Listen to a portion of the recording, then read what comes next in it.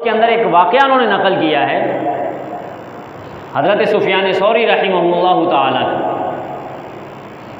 حضرت سفیان ثوری رحمہ اللہ تعالیٰ ایک دفعہ حج کے لیے جا رہے تھے کہ راستے میں عراق سے گزرتے ہوئے ان کی نظر ایک آدمی پر پڑی کہ جو ایک قدم اٹھاتا تو پڑھتا اللہم صلی علی محمد وعلی آل محمد، دوسرا قدم اٹھاتا اللہم صلی علی محمد وعلی آل محمد، تیسرا قدم اٹھاتا اللہم صلی علی محمد وعلی آل محمد.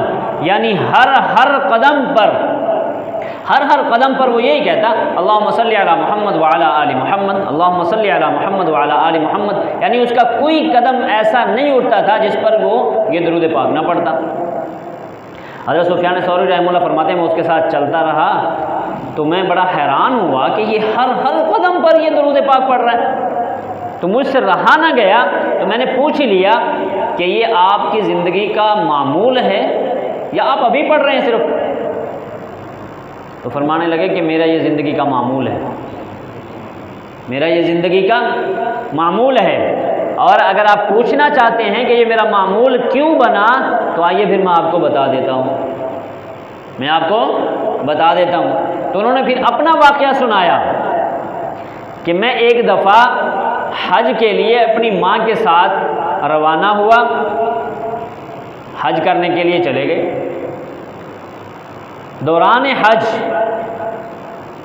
میری والدہ کی طبیعت اچانک سے بگڑ گئی، طبیعت خراب ہو گئی، پیٹ پھولنا شروع ہو گیا، چہرے کا رنگ جو ہے وہ سیاہ ہو گیا، اور ایسی بیمار ہوئیں کہ جن کے لیے اٹھنا بیٹھنا مشکل ہو گیا، کروٹ تک بدلنا مشکل ہو گیا.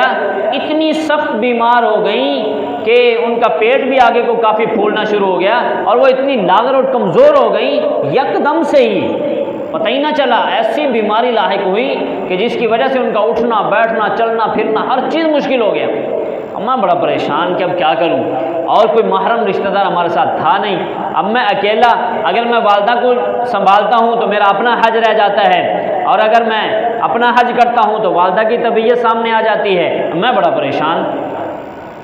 اسی اثناء میں کہ میں پریشانی کے عالم میں وہاں بیٹھا ہوا بڑا پریشان کہ اچانک سے میری زبان پر درود شروع ہو گیا. میں نے درود پاک کی کثرت کرنا شروع کر دی، درود پاک پڑھنا شروع کر دیا، اور درود پاک پڑھتا رہا اور دعا کرتا رہا، درود پاک پڑھتا رہا دعا کرتا رہا کہ درود پاک پڑھتے پڑھتے دعا کرتے کرتے میں نے کیا دیکھا کہ اچانک سے ایک نور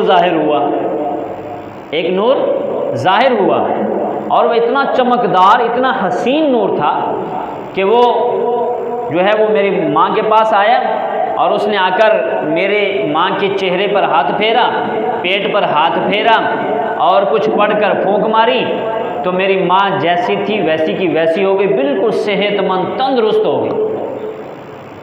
میں بڑا حیران، اور میں نے پوچھا کہ آپ کون، کہاں سے آئے ہیں، آپ کون ہیں، کہاں سے آئے ہیں؟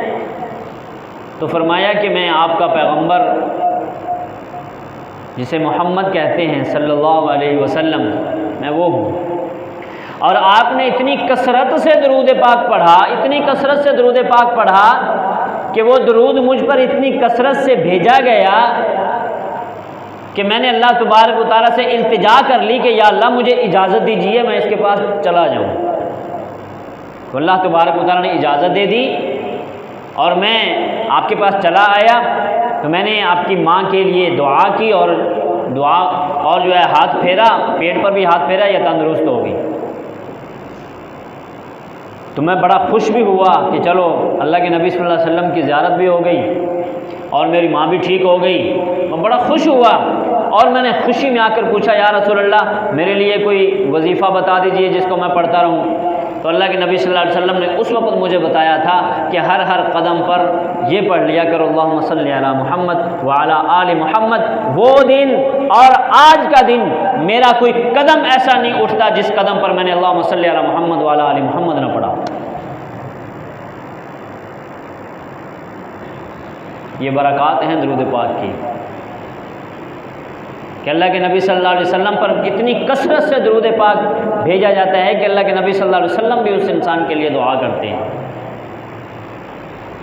یہ درود پاک کی برکات ہیں، جس کو آج ہم نے چھوڑ دیا۔